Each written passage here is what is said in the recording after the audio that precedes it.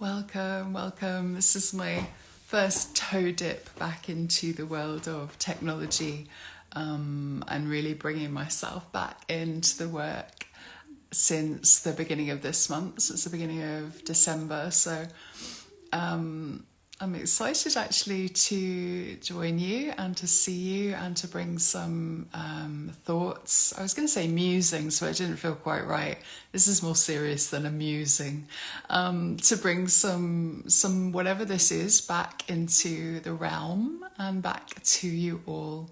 I've had a really beautiful and still continue to time off, starting again next week. But it's been a full month of full-on rest, which has been really interesting, showing me, the things that I think are restful for me, and actually highlighting the things that maybe are much more, lovely to see you too, that are truly restful and rejuvenating for me. And I think I've needed a good 4 weeks, and I think I need some more of that as well to really figure out what is rejuvenating. I think this thing is good for me, I think that thing is good for me. Anyway, I'm rambling a little bit, but it's obviously for a reason. Gosh, there's loads of you. Welcome. I hope you're all really well and having a restful and rejuvenating break over this Yuletide. So love and light. We're going to be talking about this idea of love and light and what it has become recently and why it has become that, and what 2024 is showing me it is going to turn into, and what it is actually about for this as we're coming back into what we're coming into. And I'm going to talk about that in a minute. I also just wanted to mention, before I dive into that subject, I wanted to talk a little bit about what the solstice portal opened. So if you just have a nice long breath and really think about, feel into those days of the solstice around the 20th to the 22nd of this month. And the solstice portal, because of course this is a portal, this is a time of change, this is a time where we are letting go of the old, and we're still in it, we're still in it. But what happened around those few days was, it felt to me like we were all cracked wide open, and it felt like, I'm getting some big feelings around this now. It felt like one last chance is what's coming to me as I'm saying it. Felt like one last chance. And what's happened through December for me, and what I've heard from a lot of other people as well, is that we've really been feeling and hearing within ourselves all of the stuff that is uncomfortable, and we all know we have this a lot, we get it in our menstrual cycle, we get it in our menopause, we get it in the winter months, we get it in the dark moon phase. And it really felt to me like this solstice was like, it felt like, when you sieve soil and all the lumps come up, it really felt to me like, one of the things I was thinking was, I don't know how people are coping if they're having to get on with their life and their work right now. So for anybody that was doing that, was getting on with life and work during this really difficult, lumpy, shadowy period, I bow to you, and I wish for you some rest and some peace, so that you can really find the time to allow this stuff up and out. So these next few days now feel to me like the real portal for letting it out. For like, okay, all of this discomfort and shadow and fear and pain has arisen, and now we, the word pray, interestingly, has just come in. The word pray. So now we pray for it to be allowed out. It's not going to be, it doesn't mean it has to be hard work. It means that we can now go, okay, this feeling, this realization, this part of me that is shadow that I don't like and I haven't wanted to face has come up, and I've been feeling it intensely, and it's been horrid, and I haven't wanted it. And now all we need to do is breathe, allow it, and allow it to be released. Thank you and goodbye. And what this releasing portal period is doing more intensely than normally is it seems to be making our way to this new world, to the new world. So what I'm going to be talking about as far as love and light and shadow and how it all works together in 2024, as we want to put a number on it in our humanness, this new year, this new earth that we're approaching, that we're really stepping into and starting to hit the ground running with it, why this is all happening now. That's what I'm going to be talking about. And you're able to rewatch this afterwards as long as Instagram doesn't for some reason get rid of it, which it has once with one of my videos. So I'm going to be here for maybe 20 minutes or so. We'll see how long it goes. But you're welcome to jump in and out and watch it again afterwards as well. So, love and light. I have been one of many that have been very almost scathing over love and light over the last few years, and things are shifting and changing with this. So love and light over I don't know, say the last 5, 6, 7, 10 years or so has been talking about, we've been a little bit scathing of it because for the last 20, 30 years, our sort of spiritual shamanic world has been very, very focused on what we might now call spiritual bypass. And spiritual bypassing is when we go straight into the love and light, or when we try to step straight into, oh, everything's lovely, everything's beautiful. And we can go there very simply and very beautifully.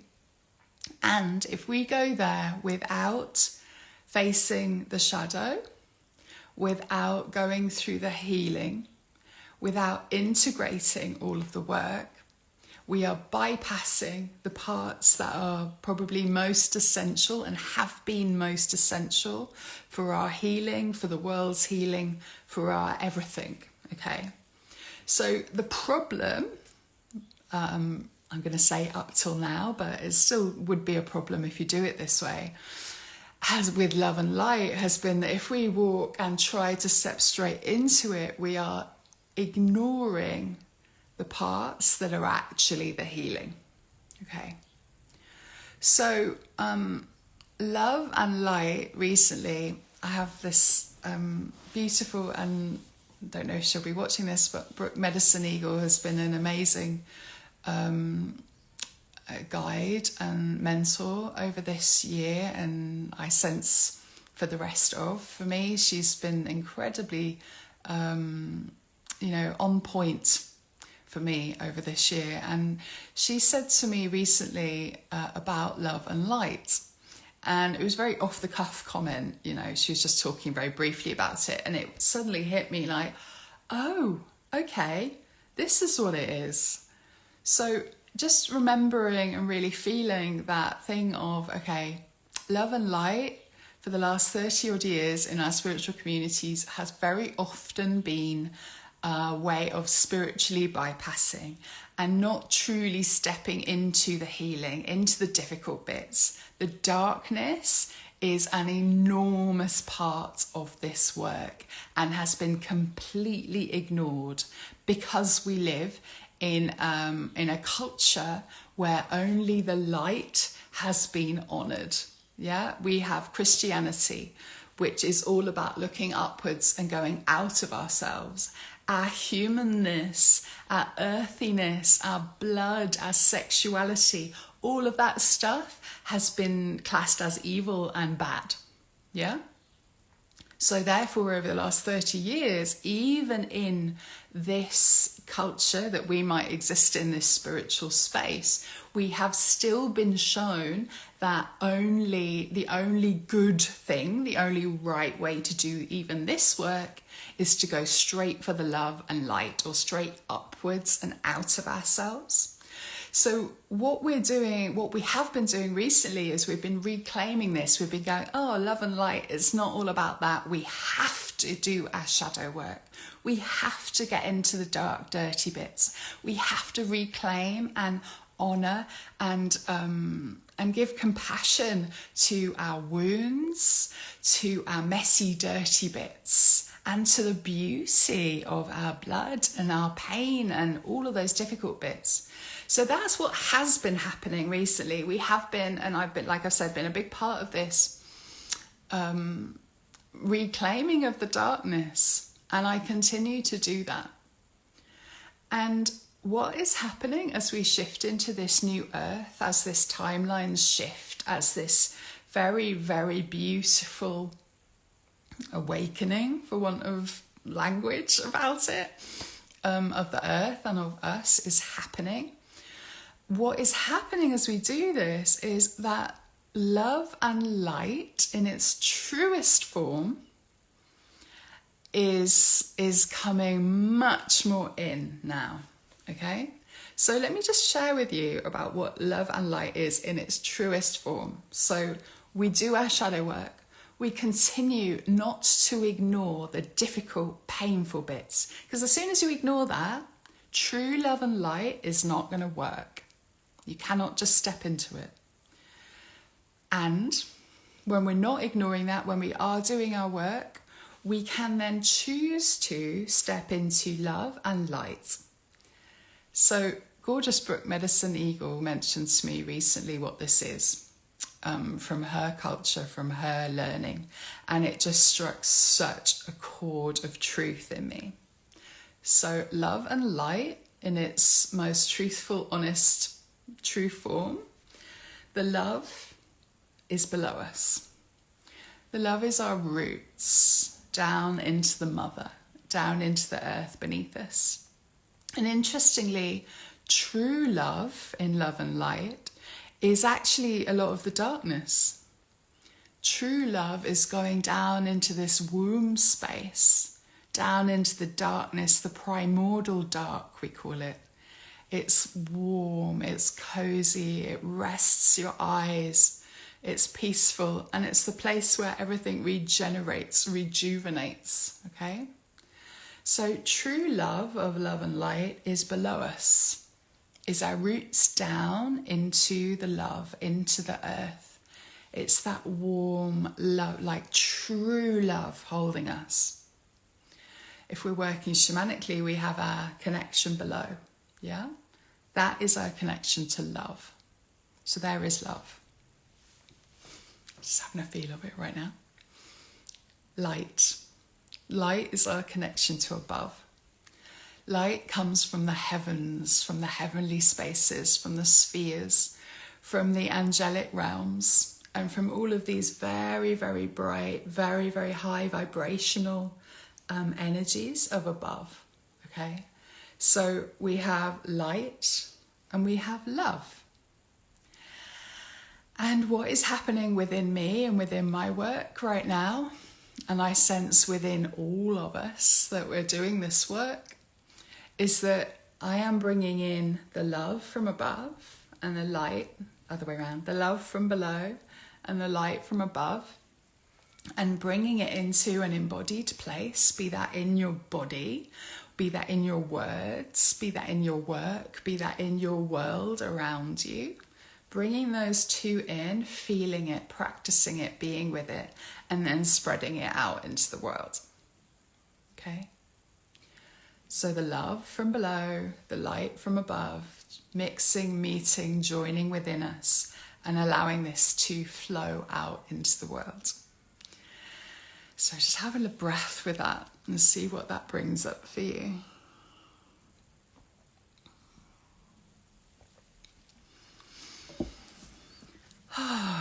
So I'm just having a look at my work. Right, yeah, there's a meh, there's a love and light. As soon as someone says love and light to you, do you go, yeah? No, I have done, and I know I still do that occasionally. When we're going, love and light, okay?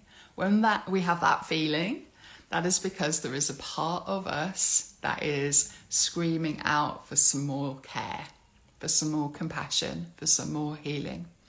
It means that we are there in that shadow space and we need to do that work. Then, after we've done that work, love and light is not going to be triggering, activating, yucky, uncomfortable, pointless, whatever it is. When we feel that, it means that we need to come back to our shadow work and come back to really compassionately caring for the self, come back to the inner child and give yourself all of that care and all of that love and all of that healing. Because only after we've done that, or after it's thoroughly integrated, do we not get any feelings about love and light, and we're actually allowed to then step into it. And this brings me to maybe my last point, is that one of my teachers once, she was talking about the work of Kali, actually, and working with Kali. And I feel like it really is, and the Kali card came up for me this morning, really is important for what I'm talking about right now. She said, Kali, and I'm going to say, not necessarily shadow work, but there comes a point where, let me just find the phrase that's just dropped out of my head. Yeah, there comes a point where we have to choose to step from victim into the love and the light. And it's not going to be straight down the line. It's not going to be like, you know, I've stepped out of this and into that. But there will be like a feeling of this happening mostly suddenly. So whereas previously we've been sat in the shadow and doing our work and practicing compassion, honouring, love, practicing that. Because we're still in victim, because something has wronged us, because we're still hurt, yeah? When we're still hurt in that, we can't just step out into the love and the light. So we do the work, we do the healing, we work with the inner child, we work with the shadow. And when that feels thorough and integrated, we can then step into the light. We can then step into the love. And, you know, why are we even doing this work if it's not to feel better? If it's not to help the world feel joyful? If we're just doing this work just to continue doing the hard bits all the time, and yet we will continue to do the hard bits. And there comes a point when we step out of victim, into, this feels really beautiful. And I don't know, 90% of the time or down to 60% of the time, you're going, oh, wow, my life feels beautiful. This world is beautiful and joyful and so amazing to be in. Whereas previously, when we're still really working through the shadow, you know, it might be 90% of the time that it just feels really fucking hard. And as we step into the new earth, we have a much greater opportunity to step into the love of the mother below us and the light coming from above, to step into that and feel joy and love and peace, not just within ourselves, but then allowing that to flow out into the world as well. So as we bring that in for ourselves, the whole world feels it, and that changes everything. So I feel so much lighter for bringing that out to you all. It's been on my mind and in my heart and in my body for the last month or so. And I I really encourage you to not get stuck in the dark. The dark is not a final destination. It is a destination we need to be very comfortable in. It is a destination we need to be able to continuously dip our toes into or dive into when it's needed. And there is light to be experienced, to be felt, to be brought out into the world through ourselves. So yeah, like someone is saying here, if Carly has been here for us recently, it's really, really important over these next few months that you dive as deep as you need to with all of the right support into any remaining, wrong word because shadow is always there, into any remaining healing or into any shadow and integration of that you know and feel is there, into any parts of you that are victim still. You need to dive into that so that we can, through 2024, really shine the light, the big lantern that Hecate carries. We're going to carry that and shine the light into the world so that, because all of you are doing this, you know, we're all shining the light together. Okay, so 2024, as you see my work shift and change into more light, I just want you to know that this is not at all in any way about ignoring or pushing away any shadow. This is about me holding the lantern with you all for us to be able to shine the light into the world to help everybody step up into something really beautiful. Okay. So Sally says the shadow, the painful bits can feel like the final destination without the right support. Absolutely. So beautiful Sally here who wrote that. Sally and I are holding the way out, and we do actually have a couple of spaces if anybody wants to join us. That feels like you've got a lot of stuff still to work with before you can step up into the light. We're starting that in February, so if you feel like that's for you, please join us. I've got a beautiful day retreat next week, which has a couple of spaces. I think there's maybe 2 spaces left. If you'd like to join me for that, this is all going to be of this theme. It's all going to be, let's step into this beautiful, beautiful love and compassion of the earth's holding and light really allowing us to raise up. So thank you so much for joining me. I'm wishing you all a really beautiful few days as we shift into 2024. And I look forward to seeing you soon. Lots of love.